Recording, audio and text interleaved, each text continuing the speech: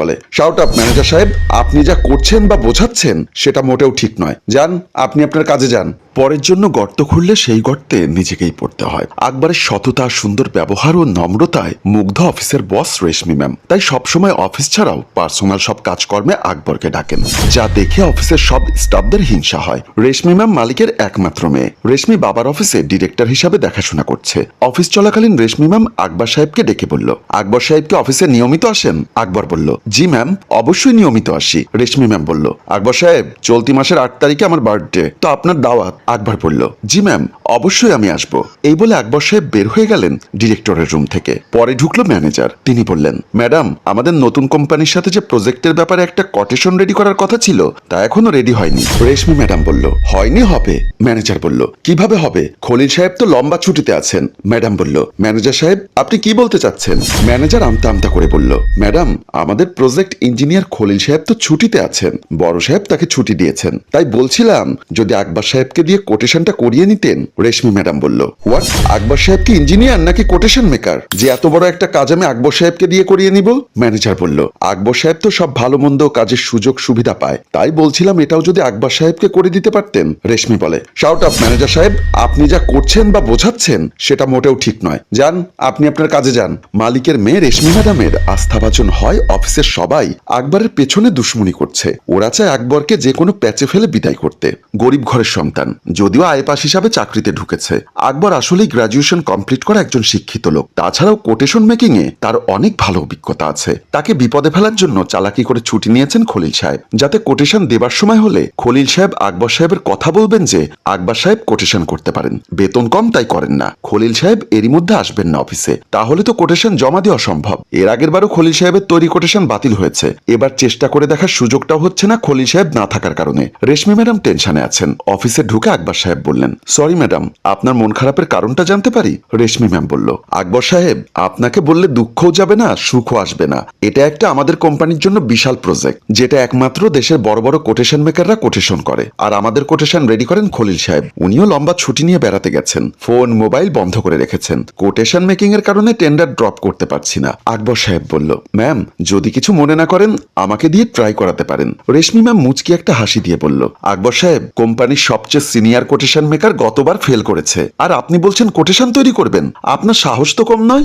আকবর বলল, ম্যাডাম, না পারলে নেই, তারপরও চেষ্টা করতে দোষ কি? রেশমি বলল, আকবর সাহেব, আপনি যেহেতু এত করে বলছেন, তাহলে একটা কোটেশন রেডি করে দেখুন, তবে আপনাকে দিয়ে কাজ হবে না। কথা বলার ফাঁকে ম্যানেজার ডিরেক্টরের রুমে প্রবেশ করলো। শুনে ম্যানেজার মনে মনে বলল, কত নামি দামি ঘোড়া ঘাস খেয়ে পালিয়েছে, শালা কানা ঘোড়া এসেছে জয় করতে।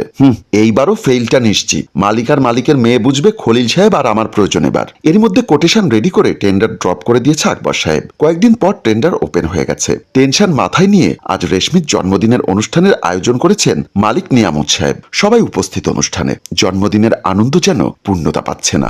মন খারাপ রেশমির। তারপরও অতিথিদের নিয়ে জন্মদিনের উৎসবে কেক কাটার কাজ চলছে। এরই মধ্যে আকবর সাহেবও গিয়ে পৌঁছে গেছেন। ম্যানেজার আকবর সাহেবকে দেখে একটু কটাক্ষ করে বলল, ম্যাডাম, আপনার আকবর সাহেব তো এসেছেন।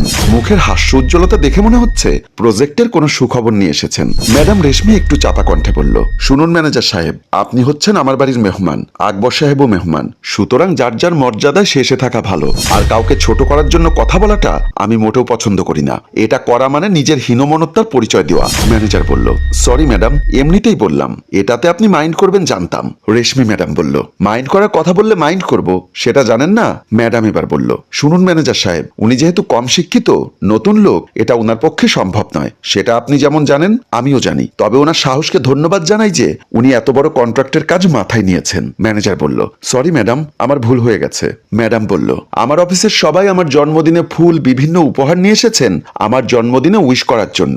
আপনাদেরকে আন্তরিক ধন্যবাদ জানাচ্ছি। অফিসের একজন মহিলা কর্মচারী হঠাৎ বলে উঠল, ম্যাডাম, আকবর সাহেবের হাতে কোনো ফুল বা উপহার কিছুই তো দেখছি না। মনে হয় কোটেশন রেডি করতে করতে সময় পাননি। উপস্থিত সবাই হুহু করে হেসে উঠল। ম্যাডাম বলল, এখানে হাসার কিছুই নেই। ওনার হাতে নিয়ে সবাইকে দেখিয়ে দেখিয়ে উপহার আনতে হবে এমন তো কথা নয়। রেশমির কথায় সবাই চুপ করে আবার বলে উঠল, happy birthday to you Reshmi madam, happy birthday to you. সবাই ম্যাডামকে ফুল দিয়ে দিয়ে উইশ করে যাচ্ছে। এবার আকবর সাহেব একটু সামনে এসে বললেন, আমি ছোটখাটো একজন কর্মচারী, তেমন কিছুই দেবার মতো আমার কাছে নেই, তবে আজকের এই অনুষ্ঠানে এক সাগর আনন্দের ঢেউ উপহার দিলাম রেশমি ম্যাডামের জন্য। Happy birthday Reshmi madam, happy birthday to you বলে একটা ফাইল তুলে দিয়ে বলল, এই হলো আপনার নতুন কোম্পানির কন্ট্রাক্ট, আমরা পেয়েছি। শহরের বড় বড় কোম্পানিগুলোর সব শিডিউল করা বাতিল হয়ে আমার তৈরি কোটেশনে ওনাদের পছন্দের মধ্যে পড়েছে। এটাই আপনার বার্থডে উপহার madam, happy birthday to you. উপস্থিত সকলের মুখে সারা শব্দ নেই। এত বড় কন্ট্রাক্ট, তাও আবার সামান্য কর্মচারী আকবর সাহেবের কোটেশনে। খুশিতে আত্মহারা হয়ে